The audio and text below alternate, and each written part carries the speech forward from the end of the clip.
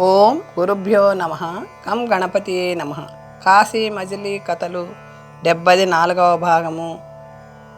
యతీంద్ర, ఈ నగర బజారు వీధులలో వెళ్తుంటే ఒక చోట కొందరు బ్రాహ్మణులు కూర్చొని భోజుడనే రాజు కథలు చెప్పుకుంటున్నారు. కొంచెం సేపు నిలబడి విన్నాను. ఎంత చోద్యంగా ఉన్నాయని ఆ కథలు. మీరెప్పుడు ఆ మహారాజు చరిత్ర నాకు చెప్పారు కారేం. ఇవాళ సుదినం, ఆ పుణ్యాత్ముడి వృత్తాంతం చెప్పండి అని ప్రార్థించాడు కుతూహలంగా గోపాలుడు. అతని సమయోచిత వివేకం క్రమక్రమంగా పెరగడం గమనించి మనిషిద్ధుడు చాలా సంతోషించి రత్నమహిమతో ఈ కథంతా తెలుసుకొని సావధానంగా చెప్పసాగాడు. మంజుడి కథ. ధారారాజ్యం భూమండలానికే అనుపమానమైన అలంకారం. దానిని సింధుడనే రాజు పరిపాలిస్తూ ఉండేవాడు. అతని మంత్రి బుద్ధిసాగరుడు. అతనెంతో తెలివితేటలతో రాజకార్యాలన్నిటినీ స్వతంత్రంగా చక్కబెడుతూ రాజుకి ఏమాత్రం పరిపాలనా క్లేశం లేకుండా చేసుకునేవాడు. రాజుకి చాలా కాలం వరకు సంతానం కలగలేదు. బుద్ధిసాగరుడు వృద్ధ పండితుల సలహాతో రాజు చేత బృహస్పతి సవనం అనే యజ్ఞం చేయించాడు. ఆ యజ్ఞ ఫలితంగా ఆ రాజుకి ఒక కుమారుడు కలిగాడు. ఆ కుమారుడు మన్మధుడిని మించిన అతిలోక సుందరుడు. అతనే భోజుడు.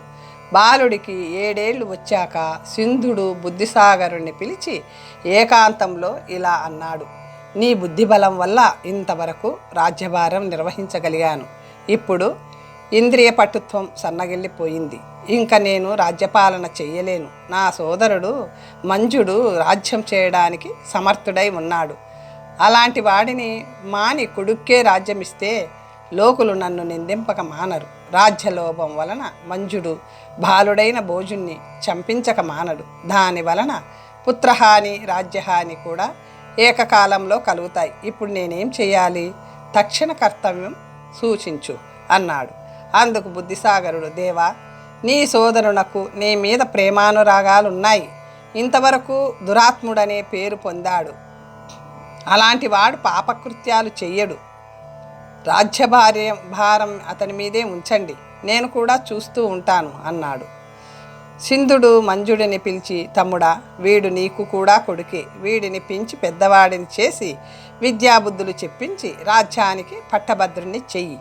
అంతవరకు ఈ రాజ్యాన్ని నువ్వు ఆపద్ధర్మంగా పరిపాలించు, ధర్మం మాత్రం మరువకు అంటూ తన రాజ్యాన్ని అతన్ని ఆధీనం చేశాడు. అలాగే కుమారుణ్ణి అతనికి అప్పగించాడు.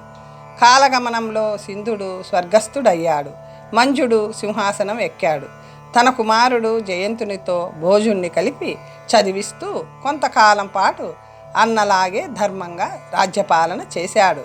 ఒకనాడు పండితుడొకడు వచ్చి ఆశీర్వదించి, రాజా, నాకు సమస్త శాస్త్ర విద్యలు వచ్చు. నువ్వు నన్ను పరీక్షించు, అన్నింటికి సమాధానాలు చెబుతాను అన్నాడు. మంజుడు చిరునవ్వు నవ్వుతూ, నేను జన్మించినది మొదలు ఇంతవరకు జరిగినవన్నీ చెప్పు, అప్పుడే నువ్వు సర్వజ్ఞుడవని ఒప్పుకుంటాను అన్నాడు. ఆ బ్రాహ్మణుడు లగ్నము మొదలైనవి గుణించి అతని జీవితంలోని కొన్ని రహస్యాలను కూడా చెప్పేసరికి మంజుడు చాలా సంతోషిస్తూ అతని పాదాలకు నమస్కరించి నవరత్న ఖచ్చితమైన తన సింహాసనం మీద కూర్చోబెట్టి, నువ్వు అసామాన్యుడివి, త్రిలోక పూజ్యుడివి అంటూ గొప్ప జాతి గుర్రాలు 10 సంతోషపరిచాడు. అప్పుడు బుద్ధిసాగరుడు, దేవా, భోజకుమారుడి జన్మపత్రిక చూపించరాదా అన్నాడు. దైవజ్ఞుడు దానిని చూసి రాజపుత్రుడి నిక్కడికి రప్పించండి అన్నాడు. విద్యామందిరం నుండి రప్పించబడిన భోజుడు రెండో తండ్రి లాంటి మంజుణ్ణి పాదాలకు నమస్కరించాక ఆ బ్రాహ్మణుడు అతనికి శారీరక లక్షణాలు క్షుణ్ణంగా పరిశీలించాడు. రాజా, భోజకుమారుడు అవతార పురుషుడు. ఇంతటి అదృష్టవంతుణ్ణి, ఇంత చక్కని జాతకుణ్ణి నా జీవితంలో చూసి ఎరుగను. ఈ జాతకుడు ఈ గౌడ దేశాన్ని 75 సంవత్సరాల 7 మాసాల 3 రోజులు ఏకఛత్రాధిపత్యంగా పాలిస్తాడు. 64 విద్యలు ఇతనికి కరతలామలకమవుతాయి. ఈ బృహత్ జాతకుడు దాతృత్వంలో శిభిని, బలిని, కర్ణుడిని కూడా మించిన కీర్తి ప్రతిష్టలు పొందుతాడు అంటూ చెప్పాడు ఆ జ్యోతిష్య పండితుడు. అతనికి అమూల్యమైన కానుకలిచ్చి పంపివేసి తాను ఎప్పటిలాగే ఏకాంత గృహానికి వెళ్ళిపోయాడు మంజుడు. అయ్యో, ఈ రాజ్యం భోజుడి పాలైపోతుంది. అప్పుడు నేను బతికున్నా చచ్చినవాడితోనే సమానం. కాబోయే అనర్థానికి ముందుగానే ప్రతీకారం చెయ్యాలి. ఎలాగైనా కార్యం సాధించుకునేవాడే ప్రాజ్ఞుడు. శత్రువుని, వ్యాధిని పుట్టిన వెంటనే నాశనం చేయాలి అంటూ ఆ రాత్రంతా ఆలోచిస్తూనే నిద్ర లేకుండా ఉండిపోయాడు. వంగదేశాధీశ్వరుడు వత్సరాజుని వెంట తీసుకురా అని అంగరక్షకుణ్ణి పంపాడు. అతను వచ్చాక అక్కడెవరూ లేకుండా చూసి ఏకాంతం కల్పించి, వత్సరాజా, భృత్యులు ప్రభువులకే ప్రాణాలు అర్పిస్తారు. రాజ్యాలు నమ్మకమైన భృత్యుల మీద ఆధారపడతాయి.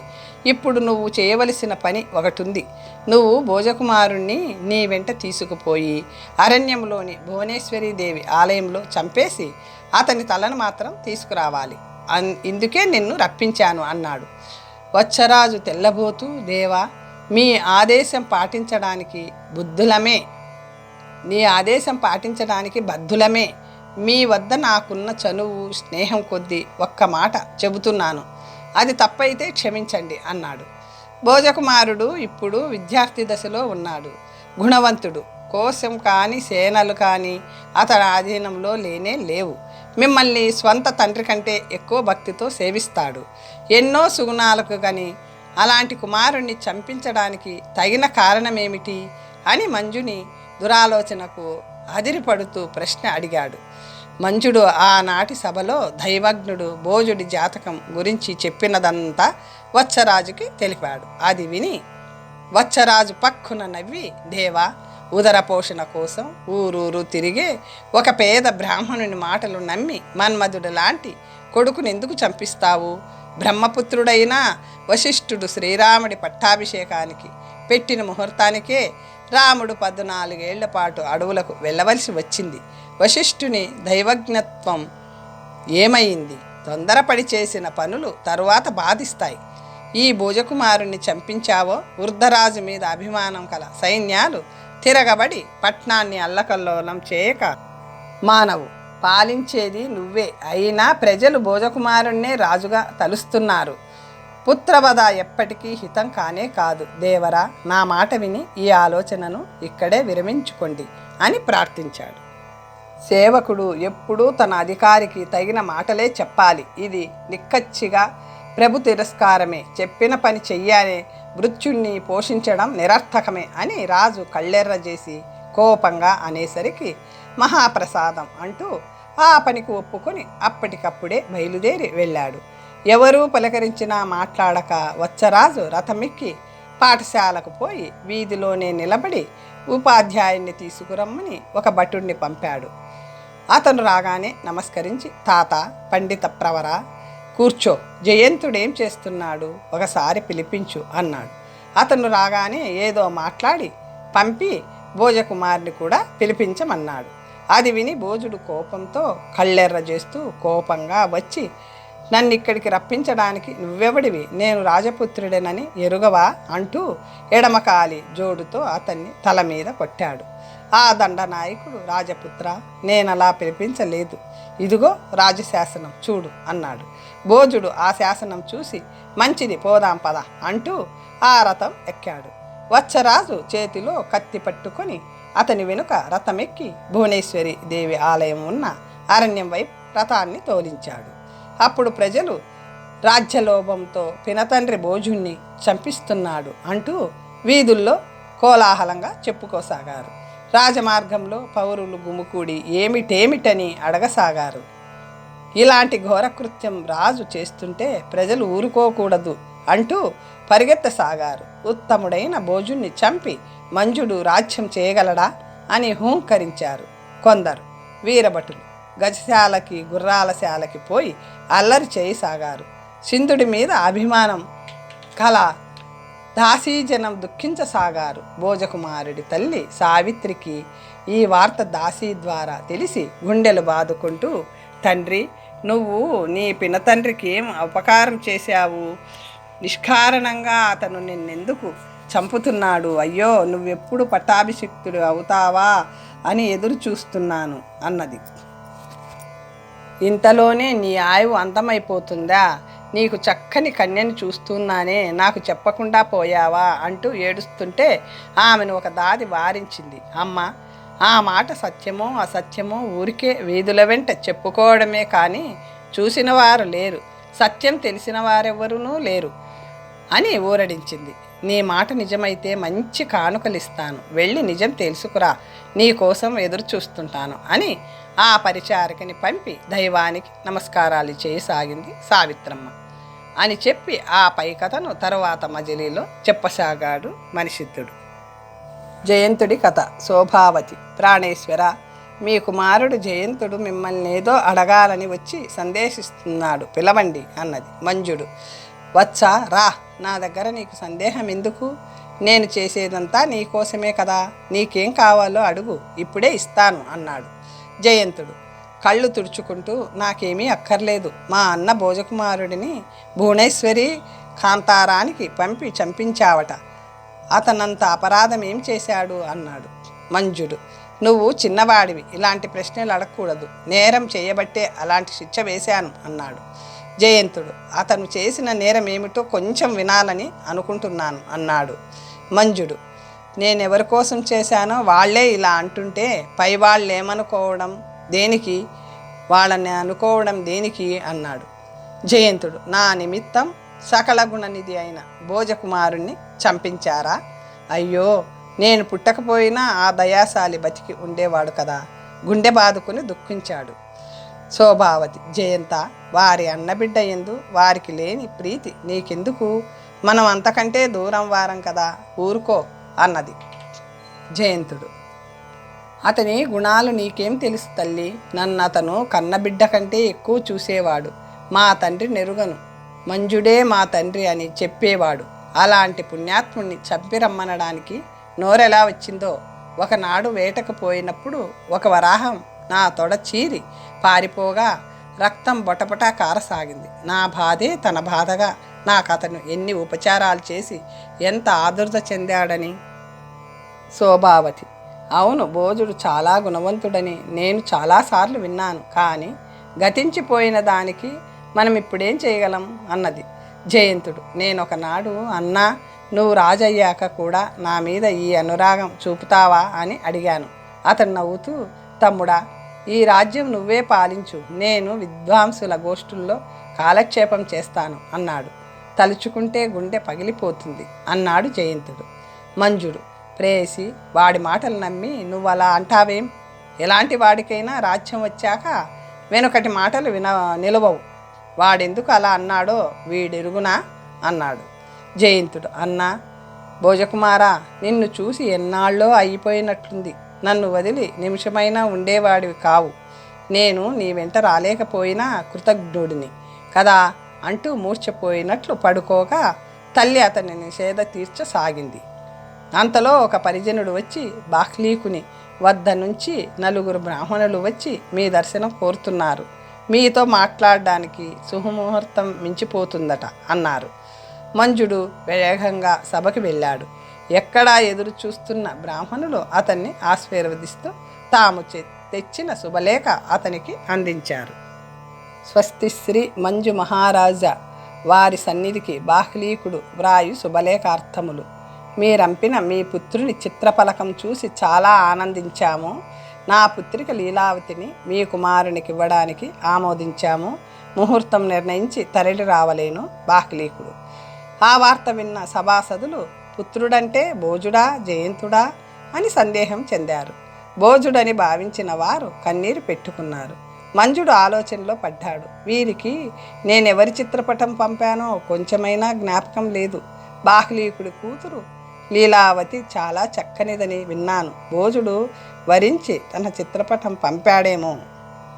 దీనిలో నీ పుత్రుడనే రాశాడు, కానీ పేరు రాయలేదు కదా. జయంతుడికే లీలావతిని చేసుకుంటాను. బాహ్లీకుడు మాకన్నా ఎక్కువవాడు అనుకుంటూ ముహూర్తం అప్పుడే నిర్చయింపజేసి బ్రాహ్మణులకి కానుకలిచ్చి పంపాడు. తరువాత ఆ చిత్రపటం భార్యకు చూపించి జరిగింది చెప్పి ముహూర్తం నిర్ణయించినట్లు కూడా చెప్పాడు. భోజకుమారుడిని చంపారని నగరమంతా అల్లకల్లోలంగా చెప్పుకున్నారట. ఇంతలో ఈ శుభముహూర్తం నిశ్చయిస్తే ప్రజలు ఊరుకుంటారా? ముఖం మీదే అంటారు. అంతేకాక మీ కుమారుడు అతని కోసం ఎంతగానో దుఃఖిస్తున్నాడు. ఇప్పుడు ఈ పెళ్ళికి అంగీకరిస్తాడా?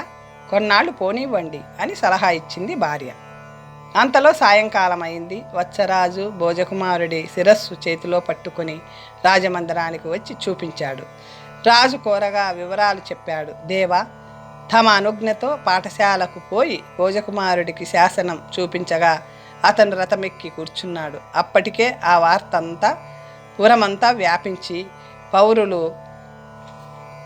రథానికి అడ్డం వచ్చి ఆటంకాలు కల్పించసాగారు. భోజకుమారుడు సానునయంగా వారిని వారిస్తూ శాసనం, రాజు శాసనం ఎవ్వరూ మీరకూడదని, మంచి చెడ్డలు విమర్శించే అధికారం ప్రజలకు లేదని, అలా అయితే రాజ్యపాలనే సాగదని బోధిస్తూ ఆటంకాలు తొలగించాడు. కొంత పొద్దుపోయాక మేము అడవికి చేరుకున్నాం. నన్నెందుకు ఇలా తీసుకువచ్చారు? రాజశాసనం నాకేం శిక్ష విధిస్తుంది అని అతను అడిగాడు. నేనేం చెప్పలేక నిన్ను చెప్పడానికి ఇక్కడికి పంపారు అంటూ రెండో శాసనం చూపించాను. దీనికంత చింతపడడం దేనికి? పినతండ్రికి ప్రీతి చేయడం నాకెంతో సంతోషం. వేగం మీ పని కానిచ్చుకొని వెళ్ళండి, చీకట్లో ఇంటికి పోలేరు అని అతను అనేసరికి మేము నివ్వరపోయాము. నా శిరం నరకండి అని అతను తల వంచగా, మీ తల్లికి కానీ పినతండ్రికి కానీ చెప్పవలసిన మాటలేమైనా ఉన్నాయా చెప్పు అన్నాను. అప్పుడు అతను తొడ చీరి మర్యాకుల మీద రక్తంతో ఏవో రాసి ఒకటి మీకు ఒకటి జయంతుడికి ఇమ్మన్నాడు. తరువాత అతను దేవుణ్ణి ధ్యానిస్తూ కళ్ళు మూసుకొని శిరస్సు వంచగా నిర్దయులమై తల నరికి తీసుకువచ్చాం. మంజుడు ముందుగా జయంతుడికి రాసిన పద్యం చదివాడు. దానిలో తమ్ముడికి హితోక్తులు తన కోసం విచారించవద్దని ఉంది. అప్పుడు తనకి రాసిన పద్యం చదివాడు. కృతయుగంలో మాంధాత, త్రేతాయుగంలో శ్రీరాముడు, ద్వాపరయుగంలో ధర్మరాజు మొదలైన మహారాజులందరూ ఎక్కువ కాలమే భూమిని పాలించినా దీనిని ఇక్కడ వదిలి మరో లోకానికి వెళ్ళిపోయారు. నువ్వు మాత్రం ఈ భూమిని ఇక్కడ వదలకుండా వెంట పెట్టుకొని పోతావు. అంత ఆశ లేకపోతే క్షణభంగురమైన శరీరాన్ని నమ్మి నిరపరాధి అయిన అన్న కొడుకునెందుకు చంపుతావు? ఆ పద్యం చదువుకొని మంజుడు తాత్కాలిక వైరాగ్యంతో మూర్చిపోయాడు. సేద తీర్చడానికి భార్య తనను ముట్టుకోబోగా, నేను చండాలుణ్ణి, అన్నకిచ్చిన మాట నిలబెట్టుకోలేకపోయాను, నాకు నిష్కృతి లేదు అంటూ విలపించాడు. అతని భార్య జయంతుడితో, మీ తండ్రికి భోజుడి విషయంలో ఇప్పటికి పశ్చాత్తాపం కలిగింది. నీకేదో పద్యం రాసి పంపాడట, అందుకు దుఃఖిస్తున్నాడు అనగా జయంతుడు ఆ పద్యం చదివి గుండె బాదుకుంటూ విలపించసాగాడు.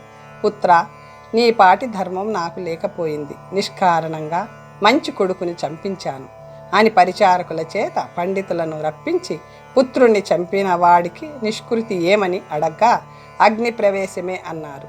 వారు ధర్మశాస్త్రాలు చూసి ఆ రాజు అగ్ని ప్రవేశం చేయడానికి నిశ్చయించుకున్నాడు. తరువాత మజిలీలో మణిసిద్ధుడు కథను కొనసాగించాడు. లీలావతి కథ.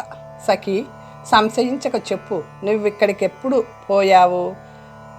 ఈ వార్త ఎవరు చెప్పారు? వివరంగా చెప్పు. లీలావతి చామంతికానే సకురాలని అడిగింది. నీవు చెప్పగా ధారానగరానికి వెళ్ళాను. పట్టణమంతా ఏదో విచారంతో ఉన్నట్లు కనపడింది. 10 మంది ఒక చోట కూర్చొని భోజకుమారుడి గురించి ధీనంగా మాట్లాడుకుంటుంటే నేను వారి వద్దకు పోయి, భోజుడి నివాసం ఎక్కడా అని అడిగాను. వారు, ఇంకెక్కడి భోజుడు, పినతండ్రిచే బల్వన్మరణం పొందాడు అన్నారు. మరో చోట విచారించగా పినతండ్రి రాజ్యలోభంతో భువనేశ్వరి అరణ్యానికి పంపి చంపించాడు అని తెలిపి మనసు వికలమై వచ్చేశాను అన్నది. ఎలాంటి మాట విన్నాను, విధి ఎంత క్రూరం అని విలపిస్తూ రాజపుత్రిక పీఠం మీద పడుకుంది. తల్లి వచ్చి, చామంతిక, నీ సకురాలికి కోరిన వరుడితోనే తండ్రి గారు వివాహం నిశ్చయించారట. బ్రాహ్మణుల ధారానగరం వెళ్ళి ముహూర్తం నిశ్చయించుకొచ్చారు అనగానే లీలావతి లేచి వచ్చి, పెళ్ళి ఎవరికి నిశ్చయించారు? నేను కోరినవాడు పరలోకానికి వెళ్ళిపోయాడు. నీ మాటలు వింతగా ఉన్నాయి అంది. అశుభం పలకొద్దని తల్లి వారించి శుభలేఖలు తెప్పించి చూపించింది. లీలావతి వాటిని జాగ్రత్తగా చదివి, నేను కోరుకున్నది భోజుడిని. ఈ లేఖలో అతని పేరు లేదు. అతనికి మరో కుమారుడు ఉన్నాడేమో, అతని కోసం అంగీకరించాడేమో. అమ్మా, బతికుంటే భోజుణ్ణి పెళ్లి చేసుకుంటాను, లేదా ఇలా బ్రహ్మచారినిగానే ఉంటాను, కానీ మరెవరిని వరించను అని ఖచ్చితంగా చెప్పేసింది. ఆ వార్త ఆమె భర్తకి తెలిపింది. బాహ్లీకుడు వార్తాహరులందరినీ ధారానగరం పోయి భోజన విషయం తెలుసుకురమ్మని పంపాడు. వాళ్ళు వెళ్ళి వచ్చి, దేవా, భోజకుమారుణ్ణి చంపించి మంజుడు పశ్చాత్తాపంతో అగ్నిప్రవేశం చేయడానికి సిద్ధంగా ఉన్నాడు అని చెప్పారు. అదే ముహూర్తానికి పుత్రికకి చెప్పకుండానే మరో సంబంధం నిశ్చయించి పెళ్లి చేసేటట్లు అతను ఏర్పాటు చేశాడు. ఆ వార్త దాసి ద్వారా విని మరొకరిని పెళ్లాడడం ఇష్టం లేని లీలావతి ముహూర్తం 2-3 రోజులుందనగా ఎవ్వరికీ చెప్పకుండా కోట దాటి చురుకైన గుర్రమెక్కి అరణ్య మార్గంలో వెళ్ళిపోసాగింది. ఆమెకు గుర్రపు స్వారీ, ఆయుధధారణం మొదలైన విద్యలు చిన్నతనం నుంచి అలవాటే. ఏకరీతిగా ఆమె పోతుండగా ఒక కొండ వద్ద గుర్రం తోవ తప్పింది. కొంత దూరం వెళ్ళాక మరి తోవ కనిపించక, వచ్చిన దారి తెలియక తిరిగిన చోటే తిరుగుతూ ఒకచోట గుర్రాన్ని నిలిపి చెట్టెక్కి చూసింది. దూరంగా కనపడిన జలాశయం చూసి గుర్తించుకొని అక్కడికి చేరుకుంది. అక్కడ నీరు తాగి సేద తీర్చాక ఒక దేవళాన్ని చూసి దాని దగ్గరకు పోయింది. దానికి తలుపులు లేవు. అప్పుడప్పుడెవరో వచ్చి పూజిస్తున్న గుర్తులు కొన్ని ఉన్నాయి. అక్కడ చూసి వచ్చి సరస్సులో స్నానం చేస్తుంటే, ఓ పుణ్యాత్మురాలా, నేను ధారానగర వాసిని, వర్తకుడిని. దొంగలు తరుముకొని రాగా దారి తప్పి ఈ అడవిలో చిక్కుకున్నాను, రక్షించండి అని కేకలు వినపడ్డాయి. దిగంబరంగా ఉన్న ఆమె పరులు చూస్తారని ముఖం మాత్రం పద్మంలా పైకి ఉంచి నీటిలో మునిగింది. దొంగలక్కడ వెదికి లీలావతి బట్టలు కనపడడంతో వాటిని పట్టుకుపోయారు.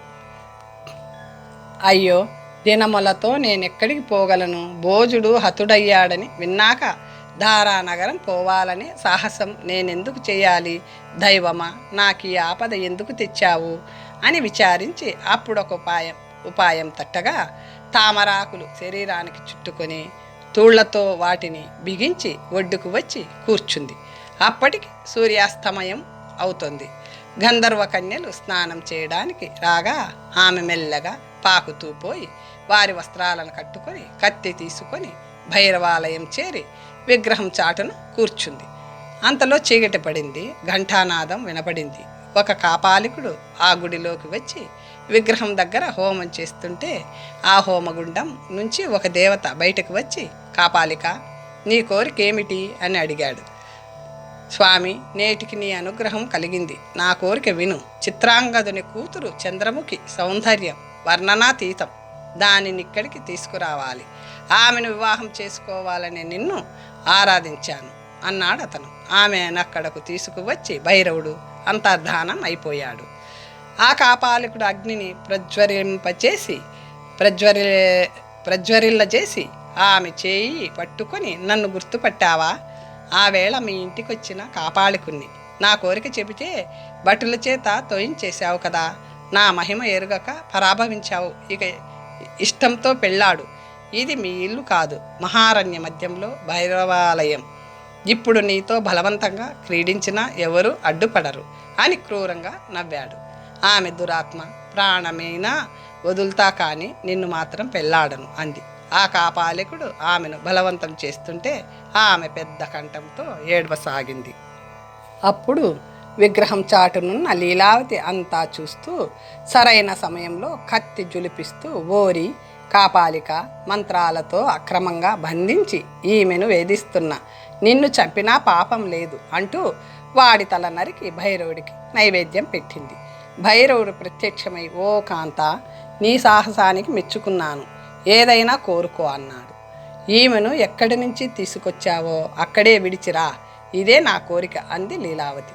అంతలో తెల్లవారింది. దేవత కన్యల కోసం వెదికిన వారి జాడ కనపడలేదు. తనని చూసి సకలిస్తున్న గుర్రాన్ని దువ్వి దాన్నెక్కి నడిపించసాగింది. ఒకచోట వర్తకుణ్ణి పట్టుకొని దొంగలు మూట చూపు అంటూ చెట్టుకి కట్టి కొడుతుంటే వారిని తరిమేసి అతన్ని రక్షించింది.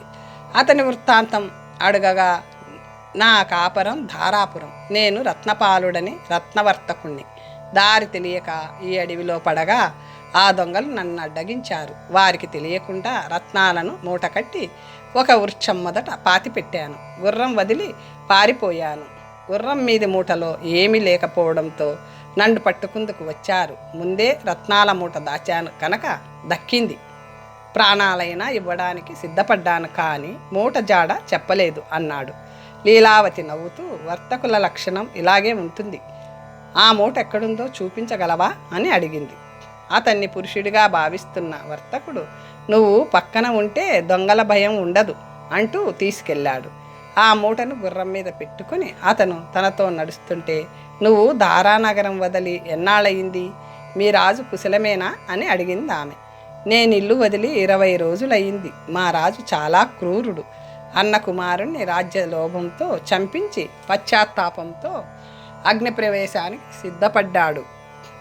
ఎవడో సిద్ధుడు వచ్చి భోజకుమారుణ్ణి 6 నెలల్లో బతికించి తీసుకొస్తానని చెప్పడంతో ఆ ఆశ కొద్దీ చావకుండా ఉన్నాడు. నేను తరచుగా తిరుగుతుండడంతో పుర విశేషాలంతగా తెలియవు అన్నాడు అతను. ఆ మాటలు లీలావతికి అమృతంలాగే అనిపించాయి. వాళ్ళు మాట్లాడుకుంటూ సాయంత్రానికి ఒక పల్లె చేరుకున్నారు.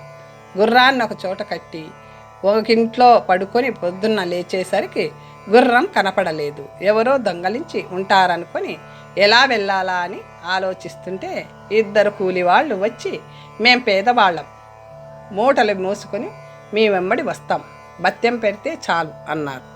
వారి మాటలు నమ్మి, మాకు మూటలు లేవు, దారి చూపితే చాలు అని వారి వెంట నడిచారు. వాళ్ళని అరణ్యంలో ప్రవేశపెట్టారు. అప్పుడు కొందరు కోయవాళ్ళు ఎదురై వారిని అడ్డగించి, మీ వద్ద సొమ్మలున్నాయి, అక్కడ పెట్టి పొండి అన్నారు. లీలావతి వారందరినీ ఎదిరించి కొందరిని నరికేయడంతో మిగిలిన వారందరూ పారిపోయారు. ఆమె పౌరుషానికి సాహసానికి వర్తకుడు ఆశ్చర్యపోయాడు. అప్పుడు వారెటుపోవాలో అని ఆలోచించసాగారు. మిగతా కథ పై మజిలీలో చెబుతాను అని ఆపాడు మనిషిద్ధుడు. భోజకుమారుని కథ.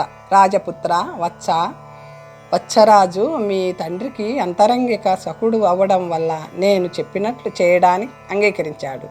ఈ దండనాథుడు మీ పట్ల చాలా కృతజ్ఞతతో స్నేహధర్మం ఆలోచించాడు. నువ్వు ఈ 2 పరిజనులతోనూ నీ మేనమామ కుంతలేశ్వరుని వద్దకు వెళ్ళు.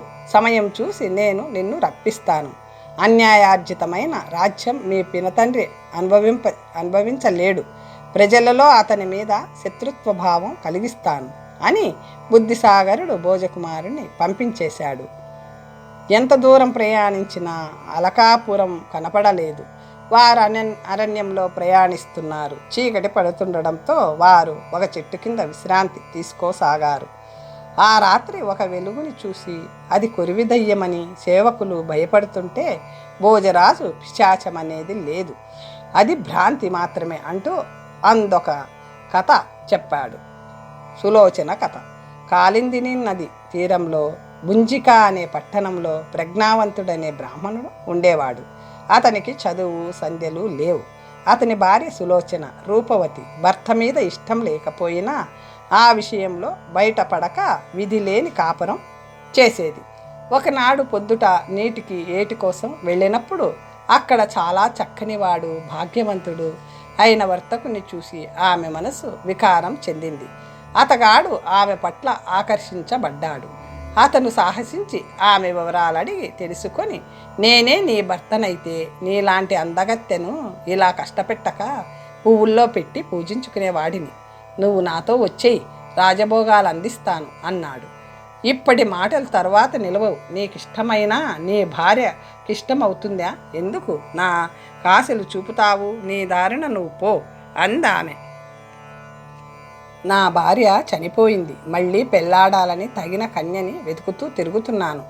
ఈ గంగ సాక్షిగా నిన్ను భార్యగా స్వీకరించి నీ వల్ల కలిగిన సంతతికే నా ఐశ్వర్యమంతా ఇస్తాను అని అతను అనేసరికి ఆమె అంగీకరించి అతని గుర్రం ఎక్కి అతని దేశం వెళ్ళిపోయింది.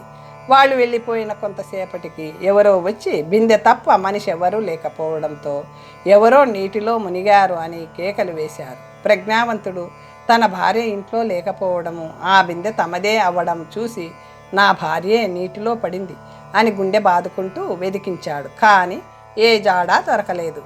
ప్రజ్ఞావంతుడి బంధువులు అతనికి ఇన్నాళ్ళయ్యాక మళ్ళీ పెళ్లి చేశారు. ఆమె కాపురానికి వచ్చి తొందరలోనే గర్భవతి అయింది. ఆమెకు ఒకనాడు అస్వస్థత రాగా పొరిగింటి ఆమె వచ్చి, నీ సవతి బల్వన్మరణం పొంది పిశాచమవడంతో గర్భవతులు ఏటికి పోవడానికి భయపడుతున్నారు. అది పిశాచమై గర్భాలు చెడగొడుతుంది. సోదెకు పోయి ఏం కావాలో అడిగి రక్షరేఖ కట్టు అంది. ఆ మాట వినగానే రాధిక భయపడి, నువ్వన్నది నిజమే, మొన్న ఎండవేళ ఏటికి పోగా ఏదో ఆవేశించినట్లయింది. నా భర్తకు శకునానికి పొమ్మని నువ్వే చెప్పాలి, అతను నా మాట వినడు అని బతిమాలుకుంది. అంతలో ప్రజ్ఞావంతుడు వచ్చాడు. పొరిగింట ఆమె అతనికి చెప్పే మందలించగా అతను సోది చెప్పేదాని వద్దకు రావడానికి ఆమె సహాయం కోరాడు. ఆమె అతనితో వెళ్ళి సోది చెప్పేదానితో విషయం చెప్పగా అది గ్రహించి, నేను సులోచనకి సవితిని చూడలేక పట్టుకున్నాను. రాధిక గర్భం చెడగొడతాను. నాకు దిగదుడుపు పెట్టి పుట్టబోయేవాడికి నా పేరు పెడితే వెళ్ళిపోతాను అంది. ప్రజ్ఞావంతుడు ఆమె కోరిన కంటే ఎక్కువే ఇస్తానని అది చెప్పిన విధులన్నీ భార్యకు చెప్పి చేయించాడు. దైవికంగా రాధిక ప్రసవించిన శిశువు వెంటనే చచ్చిపోయింది. అందుకు ఆమె సవతి సులోచనని ఆమె బంధువులని ఎత్తి పుడుస్తూ మగడితో తగవాడింది. అప్పుడప్పుడు సులోచన రాధికను ఆవహించి చిక్కులు పెట్టేస్తుంది. ప్రజ్ఞావంతుడు జపాలు మొదలైనవి చేయిస్తూ నానా ఇబ్బందులు పడేవాడు. రాధిక మళ్ళీ గర్భవతి అయ్యింది. ప్రజ్ఞావంతుడు మంత్రశాస్త్రజ్ఞుల్ని, సన్యాసుల్ని, బైరాగుల్ని ఆశ్రయించి రక్షారేకులు, విభూతులు ఎన్నో పెట్టించాడు. అయినా ఆమెకు గర్భస్రావం అయింది. ఎక్కడికి పోయి అడిగినా సులోచనే ఆవహించి రాధికని బతకనివ్వనని చెబుతుండేది. రాధికకి ఆరోగ్యం చెడి కృంగిపోయింది. ఒళ్ళంతా రక్షరేకులే. చివరికెక్కడో సులోచన సోదెలో కనబడి సేతుస్నానం చేస్తే గాని వదలను అంటే ప్రజ్ఞావంతుడు భార్యతో యాత్రలకి బయలుదేరి ఒకనాటి సాయంకాలానికి కుంభకోణం చేరాడు. ఆ రాత్రి సత్రంలో పడుకోగా దొంగలెవరో వారి మూట దొంగలించుకుపోయారు. ఆ ఊరిలోని విత్తకర్మ అనే వర్తకుడు చాలా ధర్మాత్ముడని, యాత్రికులకు సాయం చేస్తాడని విని రామేశ్వరం రాకపోకలకు సాయం అడగాలని భార్యతో అతని వద్దకు వెళ్ళాడు.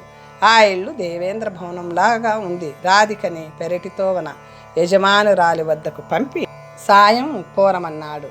ఒంటి నిండా రేకులతో ఉన్న ఆమెను చూసి వర్తకుడి భార్య ఆశ్చర్యపోతూ ఆమె వృత్తాంతం అడిగింది. రాధిక సులోచన పిశాచమై పెడుతున్న ఏముడులన్నీ చెబుతుకొని యాత్రకు వెళ్తుండగా తమకు సంభవించిన కష్టం చెప్పుకొని సాయం కోరింది.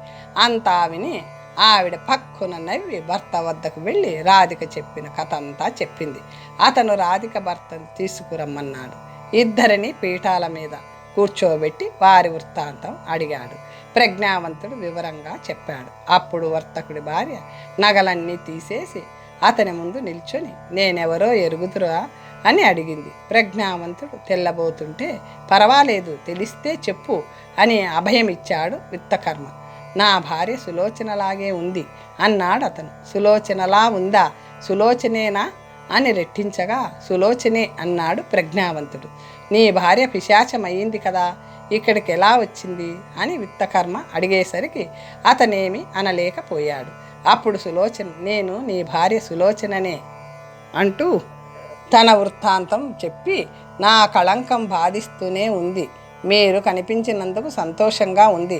నరకానికి పోకుండా ఉండేటట్లు నన్ను దీవించండి. మీకు కావలసినంత ద్రవ్యం ఇస్తాను. ఈమెకి శరీరానికి పుట్టిన రోగాన్ని పిశాచమని, ప్రయోగమని వెర్రి చికిత్సలు చేయిస్తున్నారు. నేను బతికే ఉన్నాను కదా, ఈమెను ఎలా పట్టుకుంటాను? ఇప్పటికైనా మీ భ్రాంతి వదిలిందా? భూమి మీద చాలామందికి ఈ వెర్రుంది. మీరిక్కడే ఉండండి. రాధికకి మందులు ఇప్పించి రోగం నయం చేయిస్తాను అంది. రాధిక ఆశ్చర్యపోయి, అక్క, నిన్ను నిందించినందుకు నన్ను క్షమించు. ఎక్కడికి పోయినా సవతి బాధిస్తుందని అనేవారు.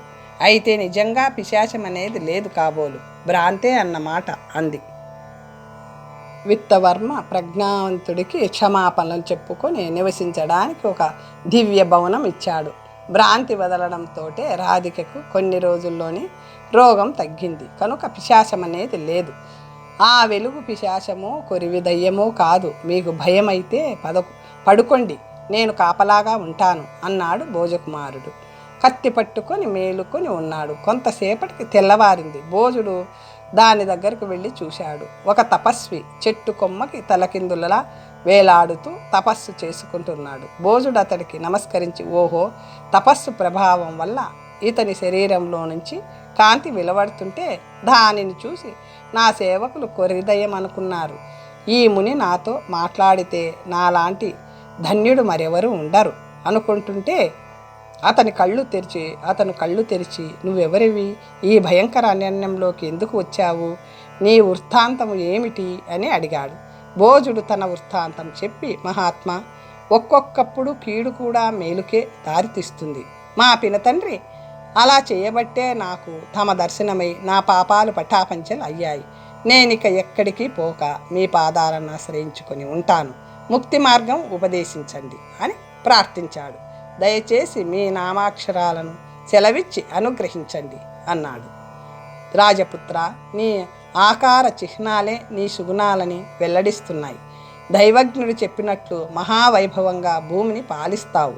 తపస్సుకు నీకిది సమయం కాదు. నా పేరు సర్పటి. మోక్షం కోరి తపస్సు చేస్తున్నాను. నాకు నీ మీద అనుగ్రహం కలిగింది. నీకు ధూమవేది అనే విద్యను ఉపదేశిస్తాను.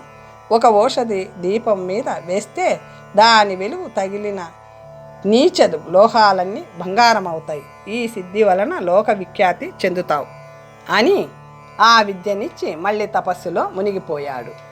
ఈ సిద్ధి వల్ల లోకంలో దరిద్రులు లేకుండా చేస్తాను అనుకుంటూ భోజుడు చెట్టు దగ్గరికి వెళ్ళి ఆ కాంతి ఔషధి విశేషం అని చెప్పి మళ్ళీ ప్రయాణం సాగించాడు. కొంత దూరం పోయి తోవ వెతుక్కుంటుంటే మమ్మల్ని అడవి వాళ్ళు చంపుతున్నారు, ఎవరైనా పుణ్యాత్ములు వచ్చి రక్షించరు అంటూ ఆర్తనాదం వినబడింది. భోజుడు వెంటనే అటువైపు వెళ్ళాడు. అక్కడొక కొండదేవత గుడి ముందు ఒక స్త్రీని పురుషుణ్ణి తీగలతో బంధించి బలి ఇవ్వడానికి కొందరు ప్రయత్నిస్తున్నారు.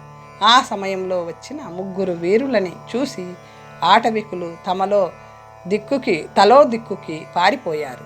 భోజకుమారుడు తన 2 సేవకుల చేత వారి కట్లు విప్పించి, మీరెవరు, ఈ మహారణ్యానికి ఎందుకు వచ్చారు, మీ వృత్తాంతం ఏమిటి అని అడిగాడు. మహాత్మా, మీరు మా ప్రాణదాతలు. నా కాపరం ధారానగరం. నేనొక వర్తకుణ్ణి. ఈమె ఎవరో నాకు తెలియదు. రాజకుమార్తె అనుకుంటున్నాను. పురుష వేషంలో గుర్రం మీద ఎక్కడికో వెళ్తూ నన్ను దొంగల బారి నుంచి రక్షించి ఎందరినో తన కఠారితో చంపి మేము కలిసి వస్తుండగా మాటికి మా నగర ప్రభువైన భోజకుమారుడి గురించి అడుగుతూ ఆయన చంపబడ్డాడని విని ఎంతో చింతించింది. బహుశా అతనికి ఈమెకు బంధమేమో. ఒక పల్లెలో దొంగల ఆమె గుర్రాన్ని దొంగలించుకుపోయారు. పాదచారులమైన మమ్మల్ని కొందరు కొండవాళ్ళు అడ్డుకోగా ఆమె వారిని చంపింది. కొందరు మాకు తెలియకుండా మమ్మల్ని వెంబడించి నూరుగురు ఏకమై ఈమె చేతిలోని కత్తి లాక్కొని మమ్మల్ని ఈ కొండదేవతకి బలి ఇవ్వడానికి తీసుకువచ్చారు. అప్పుడే స్త్రీ అని తెలిసింది అని ఆ వర్తకుడు చెప్పాడు. వివసువై పడున్న ఆమె, ఆహా భోజనరేంద్ర, నేను కూడా వచ్చి ఇంద్రలోకంలో నిన్ను కలుసుకుంటాను, కొంచెం తాళు అని కలవరించింది. ఆమె కట్టుకున్న చీరను చూస్తూ ఉన్న భోజుడు, ఈమె నన్నెందుకు ఇలా స్మరిస్తుందో, ఈమెతో పరిచయమున్న జ్ఞాపకము లేదే అంటూ ఆమెకు సృహ తెప్పించమని వర్తకుడికి చెప్పాడు.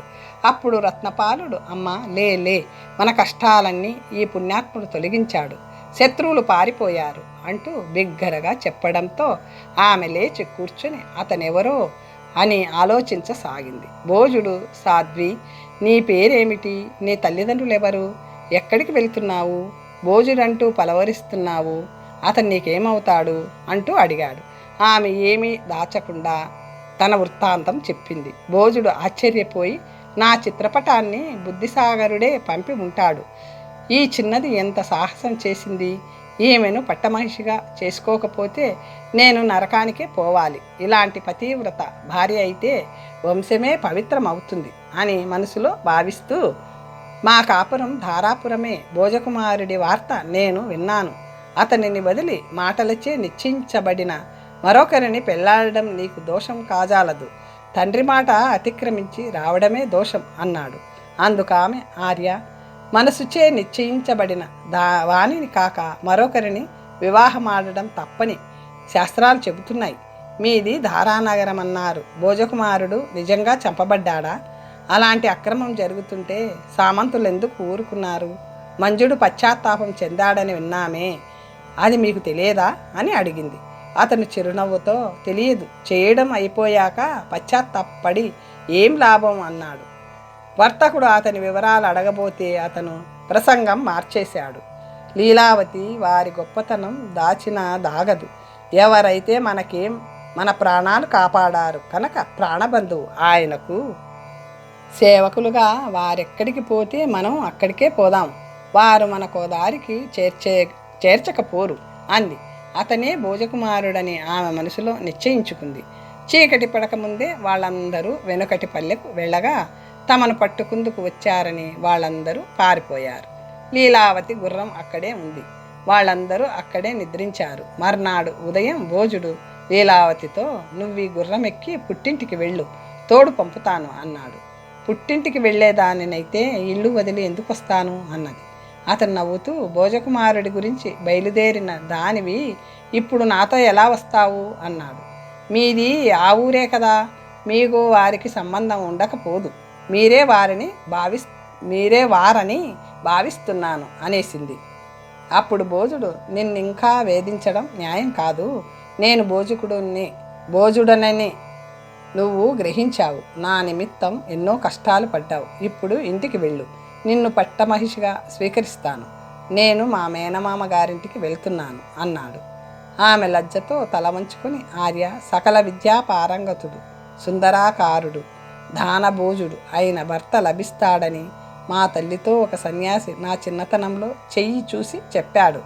ఆ లక్షణాలన్నీ మీలో ఉండబట్టి మీరే నా భర్త అవుతారని ఇల్లు వదిలి వచ్చేశాను. నా నోములు ఫలించాయి. ఇక మిమ్మల్ని వదిలి నిమిషమైనా ఉండలేను.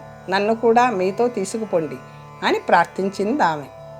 అతను అంగీకరించి పరిజనులను కూడా వెంటబెట్టుకుని అలకాపురం వైపు బయలుదేరాడు. మణిసిద్ధుడు మరో మజిలీ ప్రారంభించడానికి కథ అక్కడికి ఆపాడు. మరో కథతో వచ్చే భాగంలో కలుసుకుందాం. ఓం స్వస్తి.